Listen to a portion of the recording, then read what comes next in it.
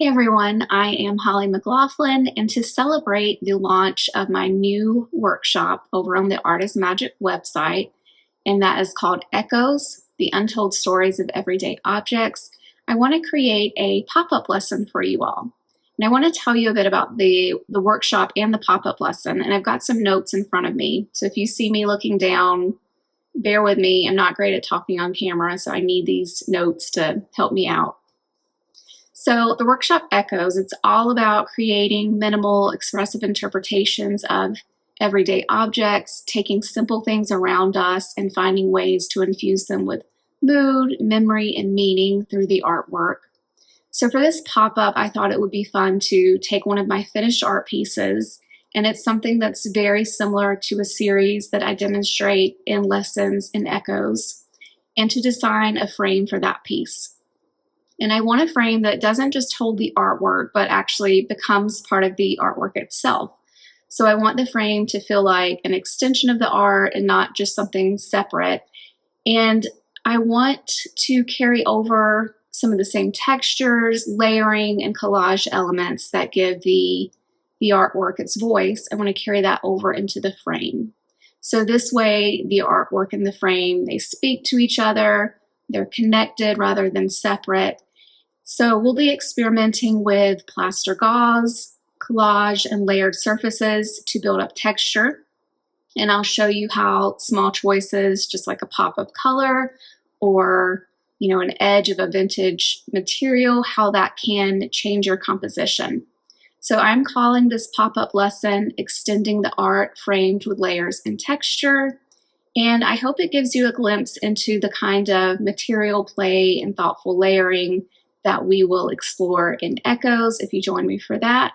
But in the meantime, I hope you enjoy this pop-up lesson.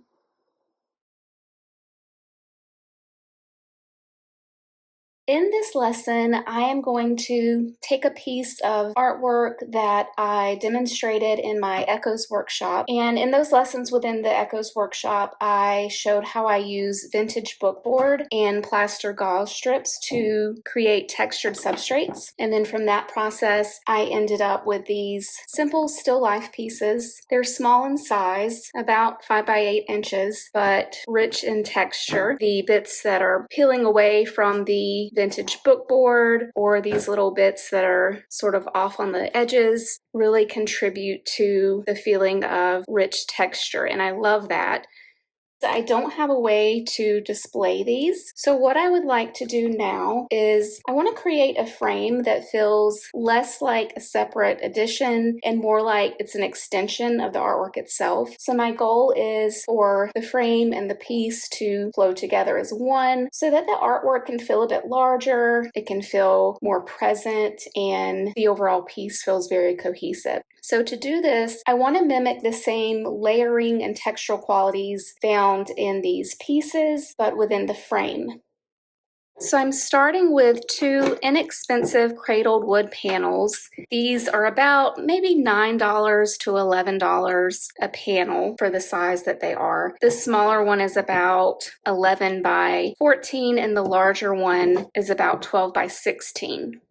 So what I want to do to start building up some layering is to mount the smaller one onto the larger one, but I'm actually going to flip the panel over, and because it's a cradled panel, we get a little bit of a shallow shadow box effect. Now this panel, this side piece is about 1/2 inch. You can get wood panels like this one, for example, where this side piece is about 1.5 inches. So obviously that would give you a much deeper shadow box effect, but because I want a larger frame and these are the wood panels that I have right now and the sizes that I need, I'm going to go with this. So I'm going to mount this smaller panel on top of the larger one. And again, I am mounting this top one backwards for how you would typically use it. But before I start applying the glue, I just want to sort of give myself a couple of little dots to work with so that I know where my top panel, how it should be spaced out. I should have about 1/2 inch of space on the sides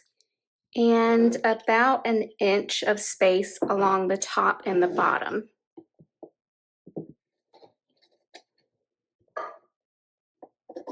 Okay, because this is something that's a little chunky and heavier, then I want to use a sturdier glue. So I'm going to use this matte, super heavy gel. A wood glue would work well. These panels are actually pretty lightweight as far as wood panels go, so you could probably even get away with like a PVA school glue. But I'm going to use, again, this matte, super heavy gel. And I'm going to go ahead and just apply a pretty liberal amount to the face of the smaller wood panel.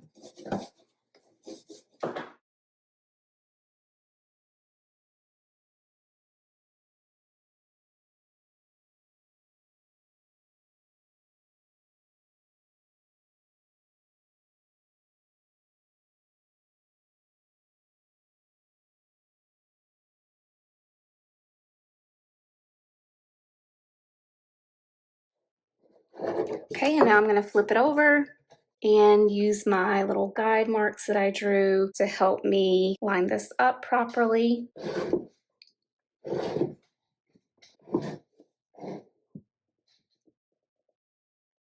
Okay, that looks pretty good. I am going to let this dry. I'll place something heavy on here in the center, so as this dries, this can adhere nicely to the surface, and when it's fully dry, we'll come back and do the next step.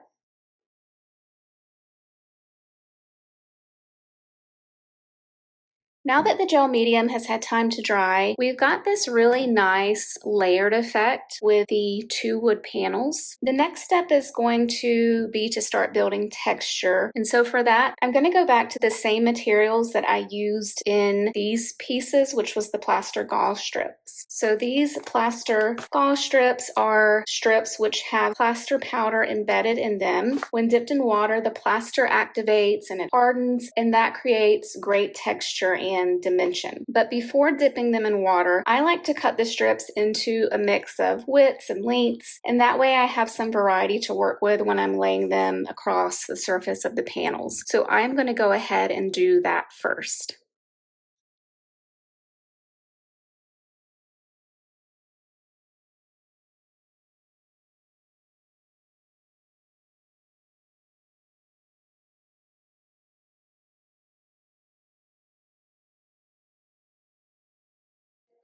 I think I've cut enough for 2 to 3 layers on my wood panels, and obviously these plaster strips are quite messy, so be sure to work on a surface that you don't mind getting messy. I'm going to clean this powder off and then we'll start adhering the strips. Okay, I've got my surface cleaned up, so I'm ready to start. I did want to be sure to mention that with that loose powder like that, you want to put it in the trash can, not down your sink, because it is plaster. And if you put it into your sink, you might have trouble with your pipes with the plaster hardening. So be sure to put that in the trash can. Okay, so now that my strips are cut, I'm ready to start applying them. So I'll dip each strip into a bowl of water, and I'm going to wring out the excess water. Once dipped, then I place it on my panel and just smooth the strip out with my fingers. You can smooth it out more so that you have more of a smooth surface and you sort of get rid of those little bits of the weave of the cloth, or you can smooth it out less and leave some of those little holes of that weave showing through. Okay, so again, I'm going to dip it into the water and just wring out the excess. Lay it directly onto the panel, and I'm overlapping edges.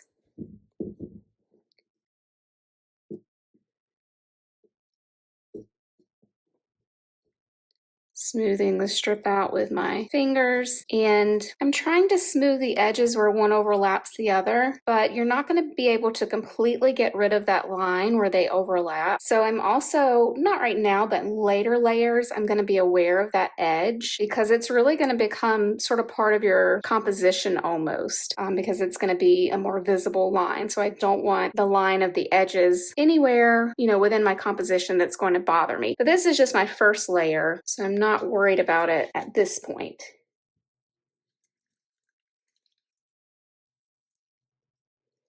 So because I have some of these larger strips that I cut, I'm laying those out on this larger surface, and then some of my smaller strips will go along the smaller surfaces.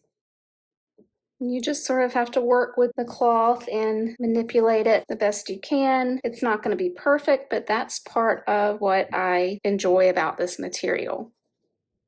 Okay, and again, these smaller pieces I'm going to start applying onto the smaller surfaces of the wood panel, and I'm going to cover this whole, the entire front surface and the edges. I'm not going to worry about the back, but I'm going to get those little edges so that everything that you would see if this were hanging on the wall, everything that you would see would be covered with these plaster strips. So I'm going to keep working, keep dipping, keep layering until I've covered all the areas that I want textured and I'm happy with the balance. And when I get on the last layer, I'll pop back in and talk you through that. But for right now, I'm going to speed this up so that you can just sort of watch me work through layering these first few.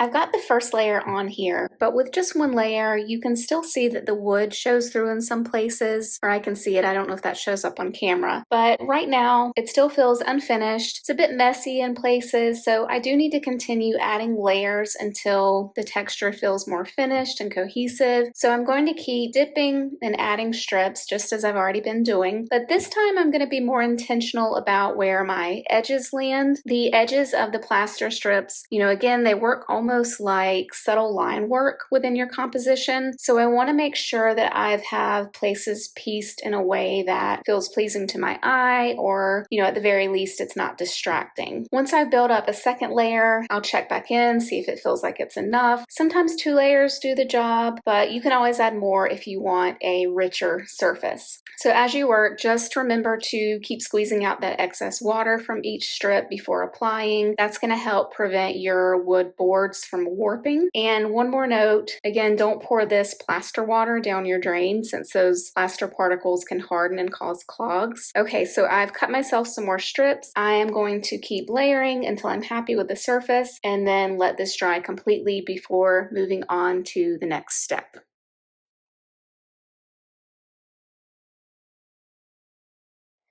I ended up putting about 3 layers in most areas. And I found that, the more layers that you build up with these strips, the more the plaster blends together and it starts to really feel like one solid piece. I do have some spots where you can see the edges of the plaster strips. That's okay. That doesn't bother me where they're at. Overall, I'm really happy with the texture and I feel like it's taken on a really sculptural quality to it. Now, with these plaster strips, you will find that you'll get these stringy bits. So some of them I cut while I'm working with the plaster if it's bothering me, and then some I just snip off at the end. So just gonna kind of go around and tidy up where any strings are sticking out. And it depends. Sometimes I like the little stringy bits and that can be part of the texture. I think I like this frame feeling pretty clean, so I'm gonna cut those off.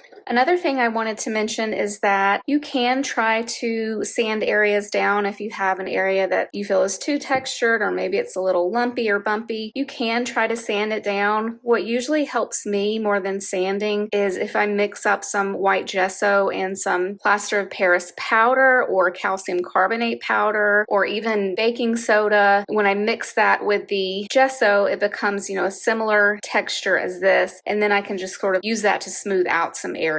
So that is an option as well. Okay, so I did let this dry overnight so the plaster has fully hardened. It's now ready for me to adhere my artwork onto, but I'd also like to add in a few collage pieces for some additional layers and texture. And again, I want to sort of mimic what's already happening in the artwork itself in terms of the color I've got here and the materials, so the paper. So off camera, I pulled together just a small pile of potential collage elements, and I've already played around with them to see what I liked and where I want to position them. And I've landed on using this vintage book cover, positioning that behind my piece. And I also typically really like to use a touch of red in my work. So I'd pulled out some smaller papers with red and tried those out. And I really like this little strip just sort of peeking out behind here to bring a little bit of color So my next step now is to glue these collage pieces down along with my finished artwork. And for this, I'm going to stick with using my matte super heavy gel medium because it is a heavier weight adhesive and it can handle the weight of this plastered bookboard cover and this vintage book cover. Okay, so I'll get everything glued down and then we'll return to talk about the finished piece.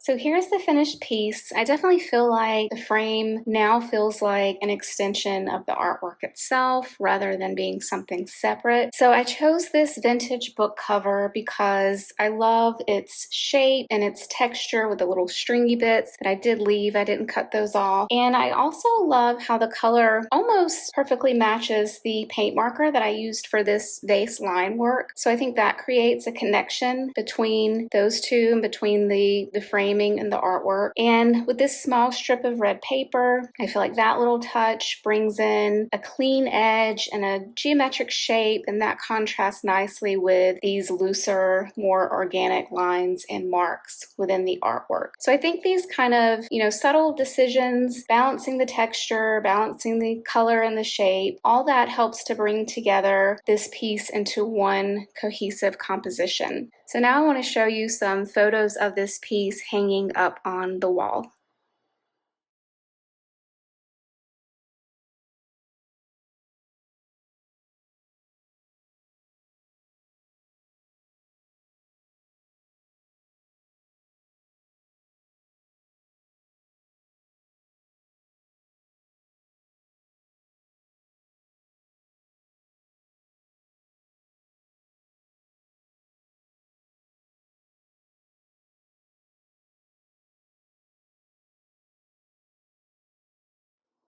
So I hope you enjoyed this pop-up lesson and that it gave you some ideas that you can bring into your own practice. You can see that I kept my overall piece very minimal with soft, quiet colors. I've really been drawn to working just with white lately and letting things stay really soft and subtle and pared back and minimal. So, in my art, I've actually been asking myself the question of, is this enough? Can this be enough?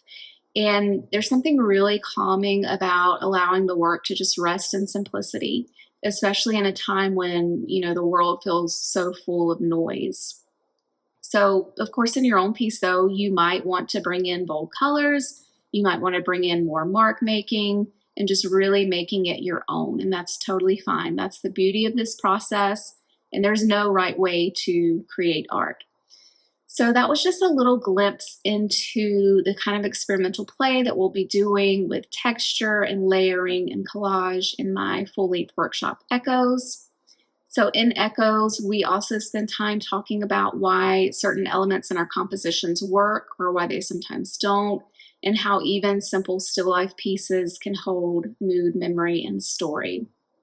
So if you'd like to dive deeper, you can find out more about my Echoes workshop on the Art is Magic website. I'd love for you to join me there. Thank you so much for joining me for this pop-up lesson. I'm sending you all love and positive art vibes as you move forward into your creative journey. Bye for now.